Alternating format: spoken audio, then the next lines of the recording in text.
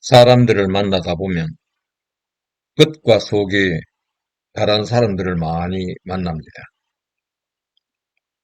겉모습은 온유하고 착해 보이는데 생각하는 것이나 행동하는 모습이 살쾡이 같은 사람들이 있습니다. 살쾡이는 삭이라고도 하고 고양이과에 속해 겉으로는 예쁘고 귀엽게 보이지만 성격이 매우 거칠고 포악한 것이 특징입니다. 그런가 하면 날짐승을 먹잇감으로 사냥할 때는 매우 날렵합니다. 그리고 억새풀 같은 사람도 있습니다.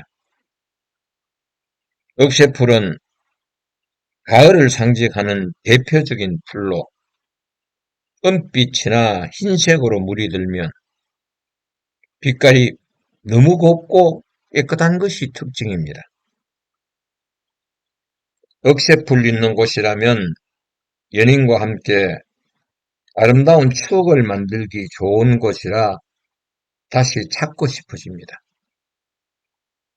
그 외에도 성격이나 행동에 있어서 다양한 사람들이 많이 있겠지만 오늘은 살쾡이 같은 사람과 억새풀 같은 사람에 대해 말씀을 나누고자 합니다. 거칠고 포악함, 곱고 깨끗함은 몸의 어느 부분에서 발현하는 것일까? 여러분들은 생각해 본 적이 있습니까? 오늘 이 문제를 다루기 위해 사람이 창조될 때는 어떤 모습인가? 그리고 심성이 언제부터 사람이 거칠고 포악해졌는가? 포악해진 심성을 원상회복은 할 수 있는가? 여기에 대해서 살펴보고자 합니다. 그러기 위해서는 우선 인간 이해가 필요합니다. 첫째는 창조시 인간의 모습을 보면 창세기 2장 7절에 여호와 하나님이 땅의 흙으로 사람을 지으시고 생기를 그 코에 불어 넣으시니 사람이 생명이 되니라고 했습니다. 이 말씀은 우리 몸의 재료가 흙입니다. 그래서 육체가 죽으면 흙으로 돌아가는 것입니다. 그리고 코에 생기를 불어 넣으시니 사람이 생명이 되니라고 했습니다. 이 생명은 사람 안에 살아있는 영혼, 리빙 소울이라 그러죠. 이거를 말하는데 처음 생명이 사람의 몸 안에 들어올 때에는 영이 부패되거나 오염되지 아니한 온전한 상태였습니다. 그리고 죄도 있지 아니한 순결하고 거룩한 상태였습니다. 이러한 사실을 뒷받침할 수 있는 성경 구절이 신약과 구약에서 확인할 수 있습니다. 구약 성경 레위기 19장 2절에 보면 너는 이스라엘 자손의 온 회중에게 말하여 이르라. 너희는 거룩하라. 이는 나 여호와 너희 하나님이 거룩함이니라고 하였습니다. 그리고 신약 성경은 마태복음 5장 48절에서 그러므로 하늘에 계신 너희 아버지의 온전하심과 같이 너희도 온전하라. 이렇게 신구약 성경은 거룩함과 온전함을 이루라고 합니다. 하나님께서는 우리가 모든 면에서 온전해지기를 원하십니다. 하나님 자신도 온전하시고 처음 우리의 코에 불어 넣어주신 영도 온전했습니다. 그러니까 인간이 창조될 때에는 모든 면에서 완벽하게 창조되었습니다. 두 번째는 언제부터 사람이 거칠고 포악해졌는가 하는 것입니다. 인간이 하나님께 불순종하면서부터 죄와 죽음이 인간에게 들어온 것입니다. 창세기 2장 17절에 보면 하나님께서 선악을 알게 하는 나무의 열매는 먹지 말라. 내가 먹는 날에는 반드시 죽으리라고 했는데 아담과 하와는 선악을 알게 하는 열매를 따먹었습니다. 이후 아담은 육체적으로는 살았으나 영으로는 온전함과 거룩함이 깨어지고 하나님의 형상이 상실되어 하나님과 영적으로 단절되어 버렸습니다. 피조물인 인간이 하나님과 단절된 상태는 육체적으로는 살았으나 영적으로는 죽은 상태를 말합니다. 그럼 죄로 인하여 하나님의 형상이 깨어진 자가 이 세상을 어떻게 살아가고 있는가? 디모데전서 4장 2절에서는 그것을 알려주고 있습니다. 거기에 보면 자기 양심이 화인을 맞아서 외식함으로 거짓말하는 자들이라고 했습니다.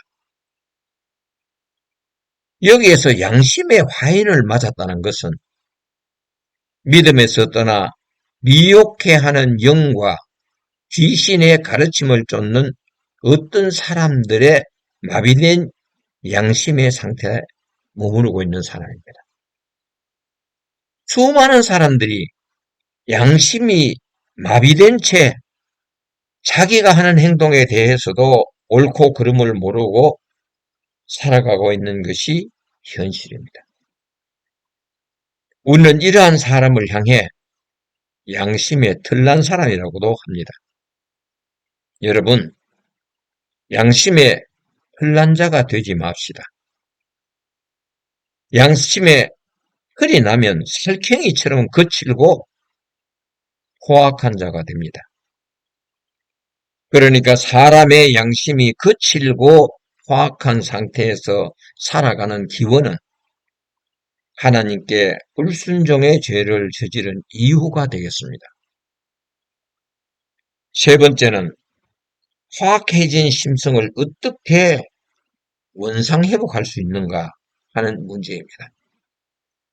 하나님께서는 자신과 영적으로 단절된 상태를 원상 회복시키기 위해 2000년 전 이 땅에 구원자를 보내주셨는데 그분이 바로 예수 그리스도이십니다.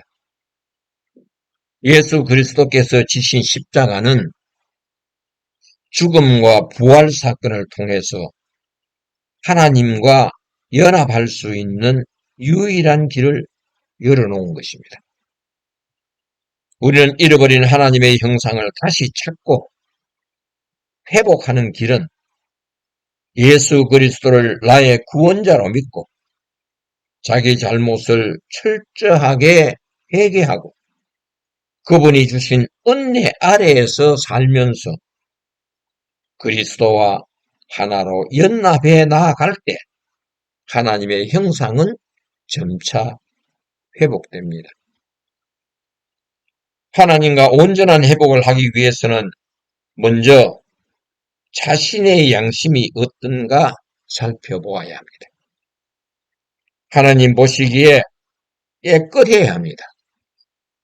맑은 물은 수면 아래의 땅을 잘 볼 수 있습니다. 자기 욕망에 붙들려 양심이 어두워져 있다면 철저하게 회개해야 합니다. 죄를 자복하고 회개하시고 그리스도의 보혈로 죄 씻음을 받고 진리의 말씀에 순종하는 삶으로 살아갈 때에 하나님의 형상이 회복되면서 온전함을 향해 나아갈 수 있습니다. 이런 사람들의 심성은 가을날 억새풀들이 은빛이나 흰색으로 곱게 단장을 하고 연인들의 발걸음을 머물게 하는 것처럼 아름답습니다. 오늘날 사회의 각종 뉴스를 듣다가 보면 가짜 뉴스, 거짓말 뉴스죠. 그러니까 사회 구석구석에 판을 치고 있습니다. 이 가짜 뉴스는 많은 사람들에게 관심을 끌게 합니다. 유튜브에서는 조회수에 따라 돈과 관련이 있기 때문에 가짜 뉴스가 많이 등록되어 있습니다. 처음 동영상을 보는 사람들은 가짜를 진짜처럼 믿어버립니다. 그래서 사회가 혼란한 것입니다.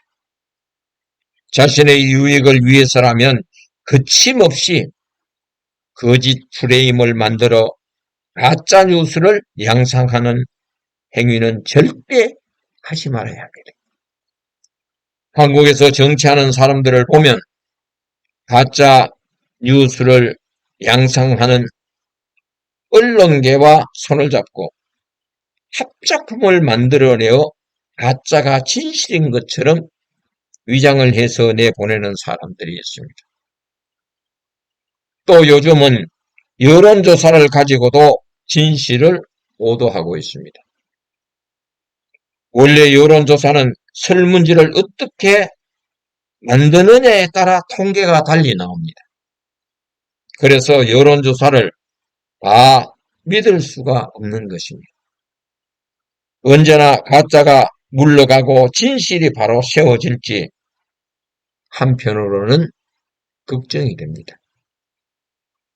가짜 프레임 속에 갇힌 자는 한동안 나쁜 사람이 되는 것입니다. 후일 진실이 밝혀져 회복을 한다고 해도 원상 회복이 불가합니다.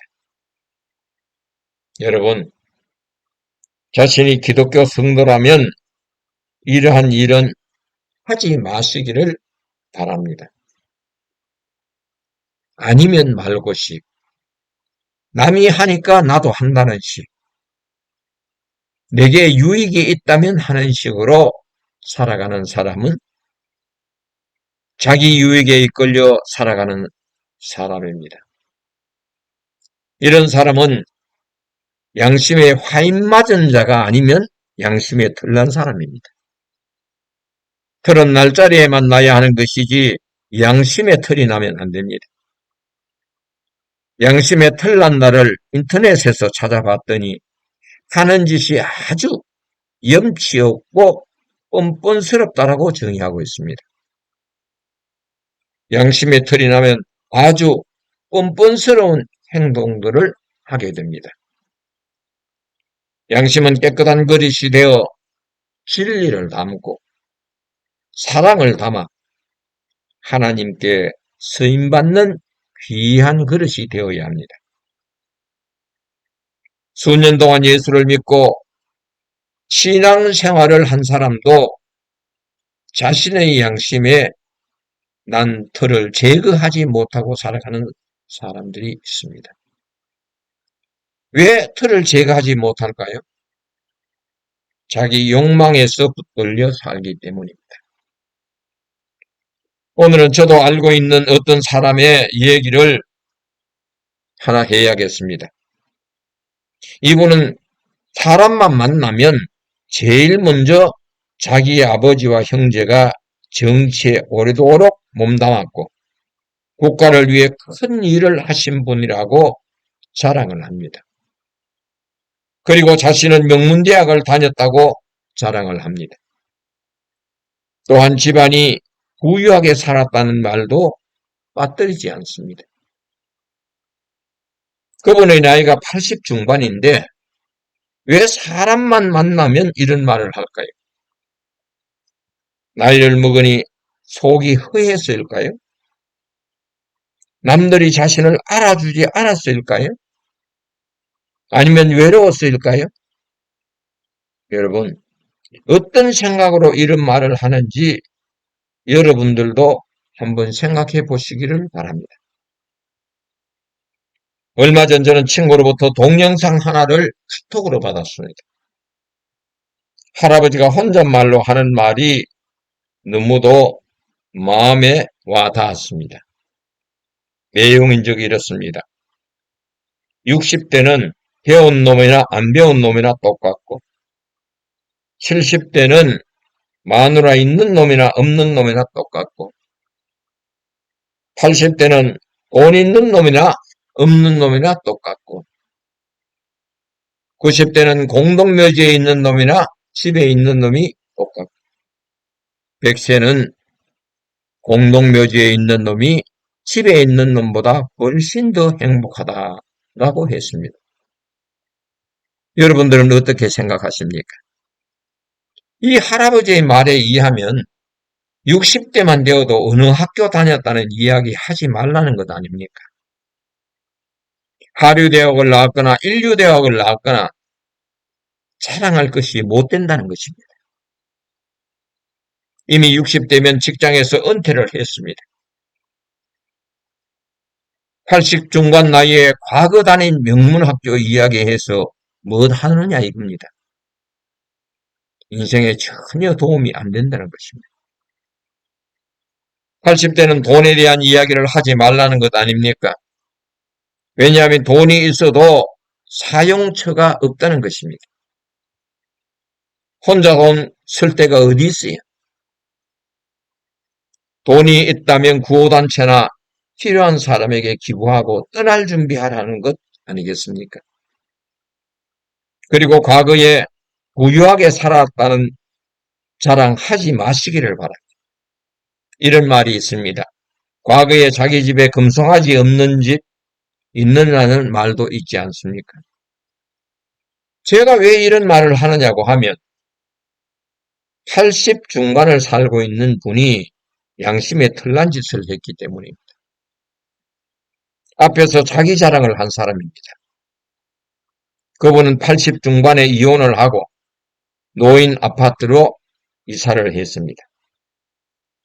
이사를 한 후 아는 분을 찾아가서 자동차 편의를 요청했다고 합니다. 가까운 거리와 먼 거리를 지적하며 요금이 각각 얼마씩이라고.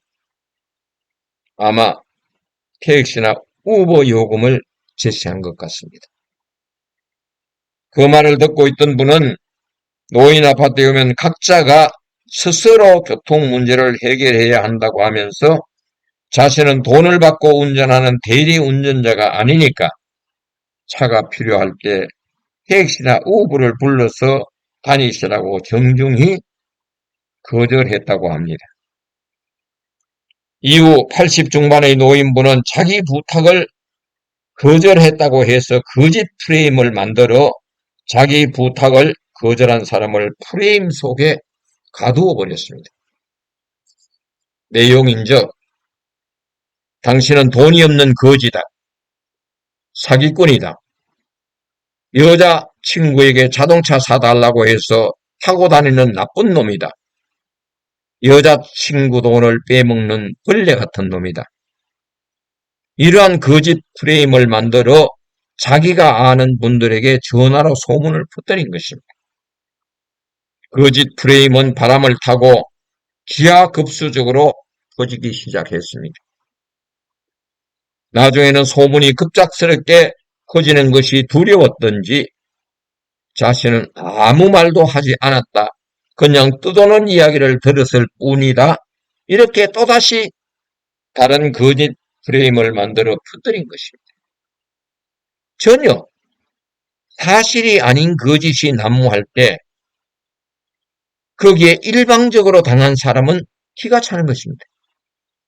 소문이 소문을 낳고 소문이 덧붙여진 소문을 만들어 전파될 때 당하는 사람의 편에서는 살아있는 것이 고통스러운 것입니다. 거짓이 사실인 양 퍼지는 소문은 한 사람의 명예와 인격이 땅바닥에 나뒹구는 것입니다. 자신의 부탁이 받아들여지지 않는다고 거짓 프레임을 만들어 한 사람의 인격과 명예를 땅에 실수시킨다면 양심에 화인을 맞은 자입니다. 양심에 틀난 자입니다. 여러분들은 어떻게 생각하십니까? 어처구니 없이 당한 분은 찾아가서 따질까 하다가도 그만두었다고 합니다. 80 중반 노인분이라 대화하다가 입에 흰 거품을 물고 쓰러지면 어쩌나? 혹시 쓰러지면 그 책임을 누가 질 것인가? 차라리 재수 없어 미친 개에게 물린 것이라 생각하고 하나님께 억울함을 기도했다고 합니다. 하나님께서는 기도하는 자에게 이렇게 응답을 주셨답니다. 내 사랑하는 자들아, 너희가 친히 원수를 갚지 말고 하나님의 진노하심에 맡기라. 기록되었으되 원수 갚는 것이 내게 있으니 내가 갚으리라고 주께서 말씀하시니라. 로마서 12장의 19절의 말씀입니다. 그래, 원수 갚는 것이 하나님께 있다고 하니 하나님께 맡기자. 하나님께서 갚아주실 것이다. 생각을 정리하고는 예수님의 십자가의 고난을 생각했다고 합니다. 저는 이 설교를 할까 말까 많이 망설였습니다. 목회자가 할 일은 영혼을 살리는 일에 목숨을 걸어야 하기에 설교를 하기로 결정을 한 것입니다. 80 중반의 노인분이 비록 양심에 화인을 맞았고 양심에 털이 나서 양심이 마비되었을지라도 하나님의 자녀이기에 하나님의 심판이 내려지기 전에 속히 회개하고 돌아와야 하기 때문입니다.